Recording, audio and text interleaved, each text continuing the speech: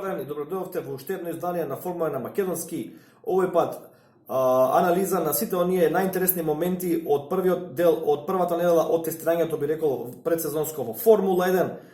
Неколку моменти кои навистина предизвикаа контроверзии и неколку надградби кои тимовите ги донесоа како промена во нивната филозофија, би рекол, на самиот почеток од сезоната. Е нешто што најмногу предизвика контроверза, тоа е системот кој Мерцедес го представи, а тоа е така наречениот DAS систем, односно Dual Access Steering на англиски или управување со двојна оска. Дефинитивно крена голема прашина во падокот. Веднаш започна големата дебата дали системот е легален или не, дали системот фундаментално го менува аероконцептот на болидот во движење што е забрането според правилата на Формула 1, дали е системот безбеден, бидејќи тука имаме движење напред-назад на самиот волан, не само би рекол класично управување, нели, како на страна. Имаме тука голем прашалник дали ова ги крши Парк Фермеј правилата во Формула 1, каде што се знае дека болидот мора да остане во иста спецификација, во ист сетап по завршување на третата квалификацијска сесија до почетокот на трка. Дали ова значи дека Мерцедес ќе користи само овој уред за време на трка, инаку овој уред со помошта на возачите со управување на воланот напред-назад ја контролира предната оска, со тоа ги дополнително исправа предните плевматици на правците, го намалува загревањето на плевматиците, со тоа ја зголемува потенцијално апсолутната максимална брзина на самите правци, меѓутоа и во свиоците го намалува трењето на плевматиците и го спушта предниот дел на самиот болид пониско до земја, со тоа го зголемува механичката тракција, односно механичкиот грип.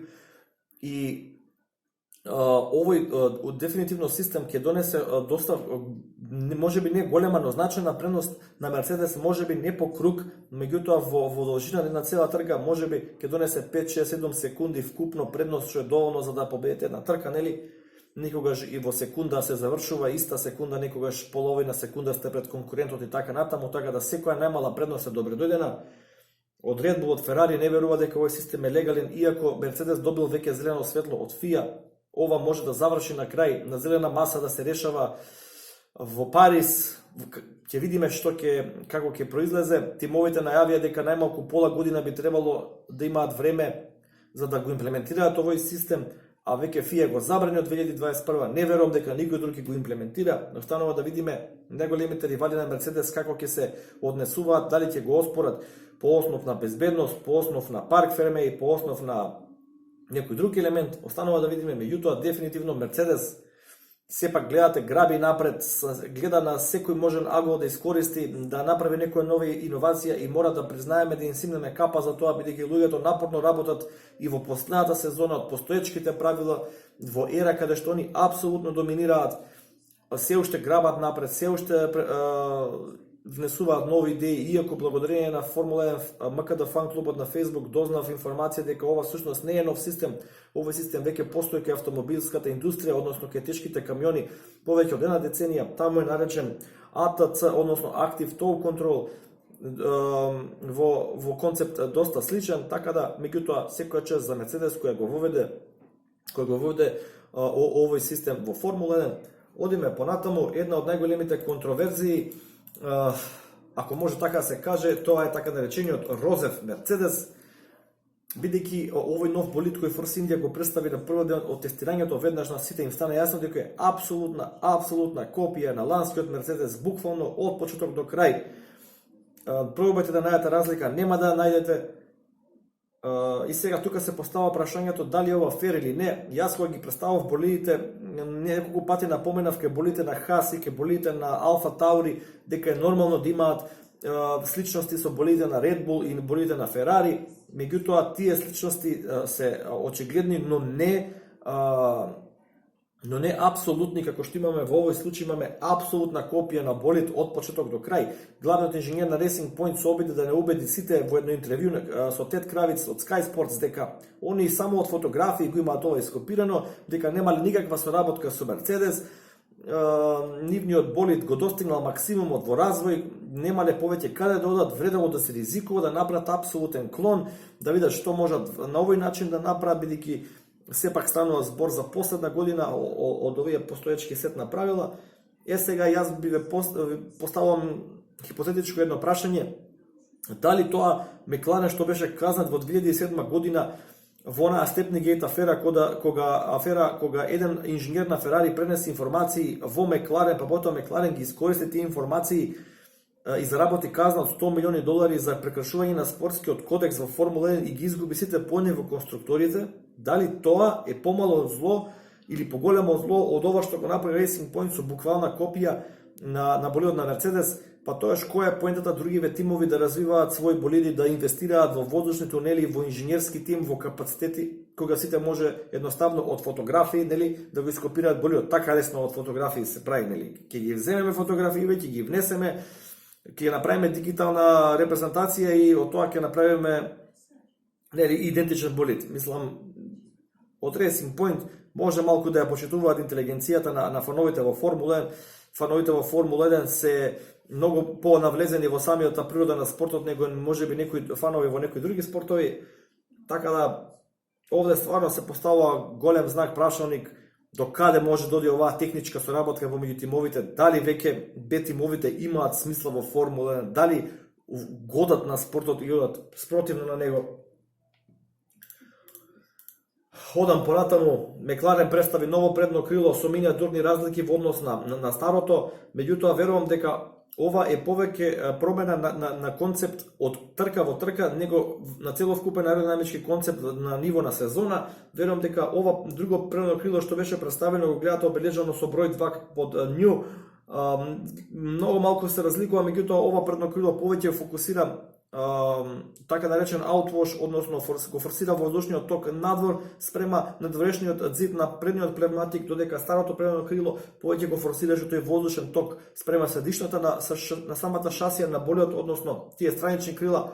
Така да останува да видиме, меѓутоа Мекларен прв тим со голема промена во падокот, односно прв тим кој донесе ново предно крило на овие тестирања. Одиме понатаму, гледате оваа фотографија за така наречената FlowViz.